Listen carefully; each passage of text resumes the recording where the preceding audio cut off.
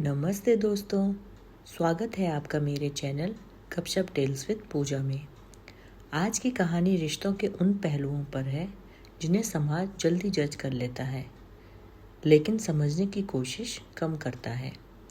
ये कहानी है एक सौतेली माँ की और उस सच्चाई की जो अक्सर अनकही रह जाती है। तो चलिए शुरू करते हैं आज की कहानी। आज की कहानी का शीर्षक है सौतेली माँ। गांव का नाम था सोनपुर, छोटा सा गांव जहां हर घर की कहानी सबको पता होती थी और हर फैसले पर मोहल्ले की राय जरूरी मानी जाती थी। इसी गांव में रहती थी कविता, जिसे लोग एक ही नाम से जानते थे, सौतेली माँ। कविता की शादी रमेश से हुई थी, जिसकी पहली पत्नी की बीमारी से मौत हो चुकी थी। रमेश की 1 साल की बेटी थी, गुड़िया। शादी के दिन से ही लोगों ने कविता को सलाह कम और चेतावनी ज़्यादा दी। ध्यान रखना, सौतेली माँ का नाम बदनाम होता है। कविता ने ये सब सुना, लेकिन कुछ कहा नहीं। वो जानती थी कि रिश्ते शब्दों से नहीं, व्यवहार से बनते हैं। शादी के बाद जब वो पहली बार गुड़िया से मिली, तो बच्ची ने उसे डर भरी आंखों से देखा। शायद उसे भी कहीं कहानियाँ सुनाई गई होंगी जो गांव वालों को पसंद थी।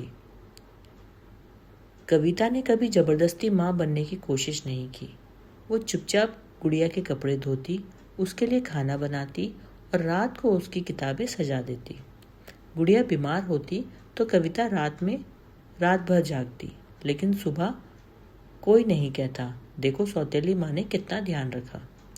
गांव में छोटी छोटी बातों पर उंगली उठाई जाती। अगर गुड़िया गिर जाती तो लोग कहते, जरूर सौतेली माँ ने ध्यान नहीं दिया। अगर बच्ची चुप रहती तो कहा जाता, डरती होगी उससे। कविता हर बात सुनकर भी चुप रहती, क्योंकि वो जानती थी जवाब समय देगा। एक दिन गुड़िया को तेज बुखार हो गया। रात थी, बारिश हो रही थी और रमेश शहर गया हुआ था। कविता ने बिना देर किए गुड़िया को गोद में उठाया और कीचड़ भरी सड़क पर भागकर अस्पताल पहुंची। पूरी रात वो बच्ची का हाथ पकड़े बैठी रही, न सोई न रोई, बस दुआ करती रही। सुबह जब गुड़िया की हालत में सुधार आया तो उसने पहली बार कविता को देखा और धीमी आवाज में कहा, माँ।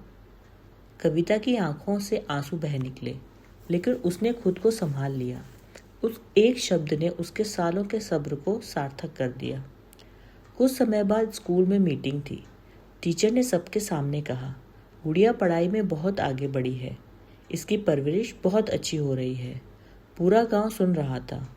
वही लोग जिन्होंने कभी कविता पर भरोसा नहीं किया था। लेकिन असली इम्तिहान तब आया जब कविता के खुद के घर एक बच्चा होने वाला था।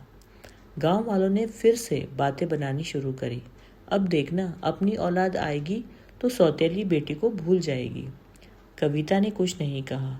जब उसका बेटा पैदा हुआ तो उसने सबसे पहले गुड़िया को बुलाया और कहा, ये तुम्हारा भाई है, जैसे तुम मेरी बेटी हो। गुड़िया ने बच्चे को गोद में लिया और मुस्कुरा दी।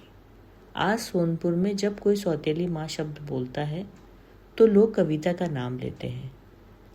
अब ये शब्द गाली नहीं, मिसाल बन चुका है। कविता ने साबित कर दिया कि माँ होना जन्म से नहीं, नियत से तय होता है।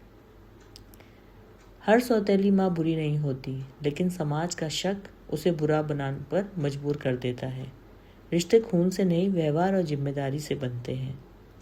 अगर हम जज करने से पहले समझने की कोशिश करें तो कई जिंदगियां बेहतर हो सकती हैं। तो दोस्तों, अगर ये कहानी आपके दिल को छू गई हो तो please like, share and subscribe my YouTube channel गपशप टेल्स विद पूजा। अगली कहानी के साथ हम फिर दोबारा मिलेंगे। तब तक के लिए बाय बाय।